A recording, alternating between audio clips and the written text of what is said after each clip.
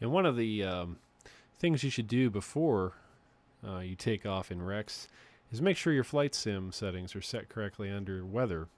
Cloud draw distance is recommended by Rex to be set to 100 miles.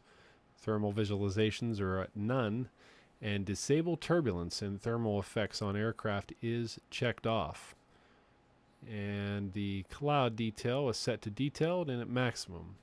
And we also make sure that the rate at which weather changes over time is set to no change. When you launch Rex, you can right off the bat get a quick start.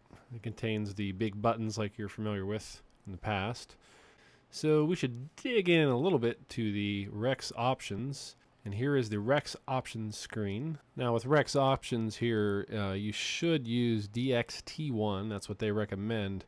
Even on mid-range systems, 32-bit can cause a bit of a slowdown. You can select based on the pull down there for your type of hardware, or check off everything like I have in my case, because I have a pretty beefed up system. With that, I'm able to check off everything here and have not much of a frame hit. Of course, weather like rain always drags you down, in my case usually about 10 frames a second. We can move on to the next option screen, and that's in the configuration manager. This is your basic area where you can set a profile. You can back up your configuration to the Rex servers, and it'll ask you to specify your flight sim folder location, and you can restore and back up textures from here as well. The next screen is the weather engine configuration screen. Here we have the initial weather delay timer. There you can specify anywhere from 1 to 5 minutes, and that's useful that a shortened wait time will allow the Rex weather engine to inject weather while you're still configuring FSX or P3D. The weather surface region not utilized if you have WX Plus mode turned on. More on that in a second. This allows you to select the size of the weather region traveled before the weather engine loads again, ranging from 4,225 square miles up to the entire world. Within the weather engine consists a new menu item which allows setting the weather refresh rate from 60 or 30 or 15 minutes, and they work together to give you an accurate weather within a timely manner. If you fly out of the weather region, then the timer is reset.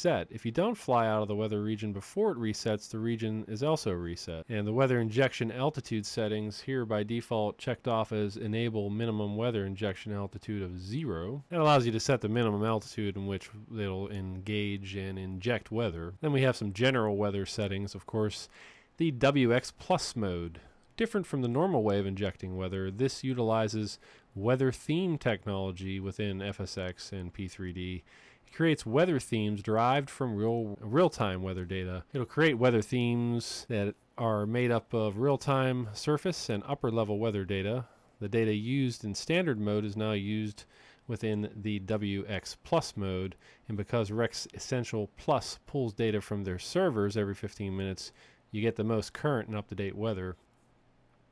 And it also pulls surface and upper-level data from the past and can be used within this new mode.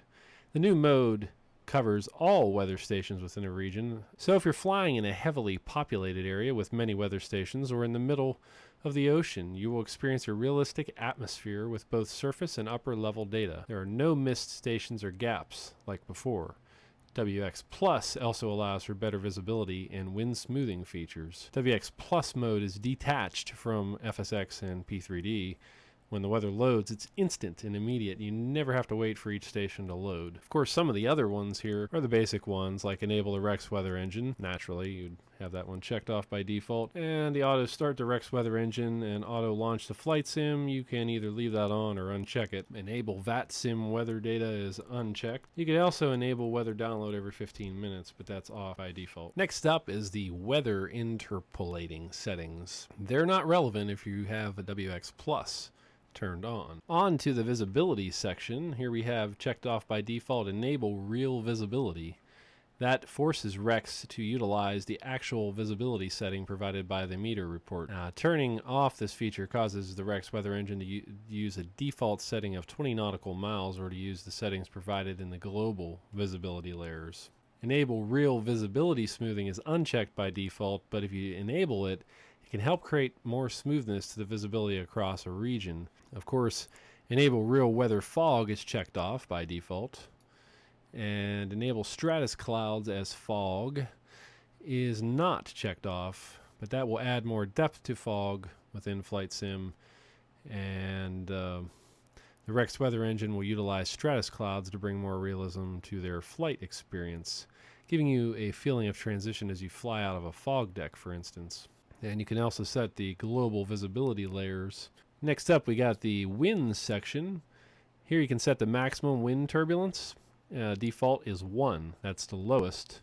5 is the highest, that's the most extreme. Real weather winds. If you turn it off, you can use the global wind layer function to set your own wind levels. Enable real weather wind smoothing. Default winds from the current location of the aircraft at all levels and forces weather stations surrounding the aircraft with the same wind. And then next up we have wind turbulence. That's checked off by default. And wind shear. You can also set the global wind layers, and the defaults in FSX. New feature allows you to customize the wind layers, wind speeds, and wind direction globally. That'll overwrite the default weather if enable real weather winds is unchecked. Next up we have the clouds. Now there is an option to enable a realistic haze layer. That may or may not cause problems in your flight sim. Sometimes some users have reported some odd looking cloud formations when you enable that feature. Usually it's viewed as a nuisance rather than a useful feature. We can take a little peek at the textures in the Rex Essential Plus Overdrive. You can take a look at the clouds. Here's examples of what we get. The Overdrive ones have the OD next to them, and you also have the daytime, and you can set the sunset ones as well. And cloud textures, 3D clouds and Cirrus clouds. Options under cloud textures for 3D clouds, and for Cirrus we have inland water textures and ocean blue. Now for tropical water, you do have a bunch of features here you can choose from. A few of them high def.